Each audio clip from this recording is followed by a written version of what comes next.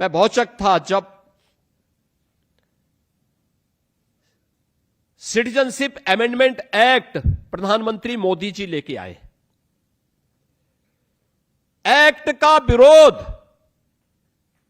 कोई औचित्य नहीं था, लेकिन एक्ट का प्रावधान था कि अफगानिस्तान में, पाकिस्तान में, बांग्लादेश में,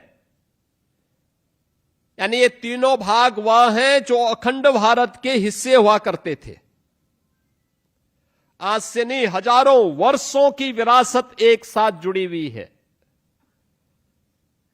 और उसमें प्रावधान था कि इन देशों में कोई हिंदू, कोई सिख, कोई जैनी, कोई बौद्ध, कोई पारसी, कोई ईसाई अगर वहां से निकाला गया है और वह भारत में शरण लिए हुए 5 वर्ष हो गए हैं तो उसे हम भारत की नागरिकता देंगे।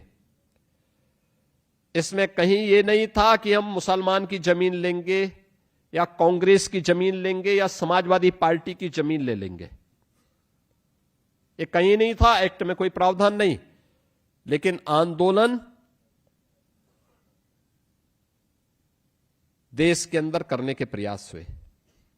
आपने देखा होगा, लखनऊ में भी आगजनी करने का प्रयास हुआ, कानपुर में, मेरठ में, संभल में, अलीगढ़ में, बुलंदशहर में, मुजफ्फरनगर में, सहारनपुर में, जगह जगह करने के प्रयास हुए।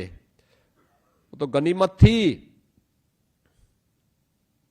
कि उत्तर प्रदेश की जनता जनार्दन की कृपा से यूपी में डबल इंजन की सरकार थी। आप सोचो अगर समाजवादी पार्टी की सरकार दुर्भाग्य से रही होती तो दंगों की आग से क्या यूपी उभर पाता?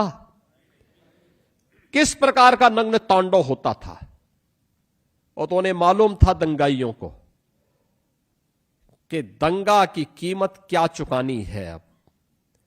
तो इसलिए वे अपनी मनमर्जी से कर नहीं पाए, लेकिन उनके दुस्साहस से बताते थे। और मैं ये नहीं समझ पा रहा था कि ये विरोध क्यों कर रहे हैं। हम पूछते थे विरोध का कारण क्या है।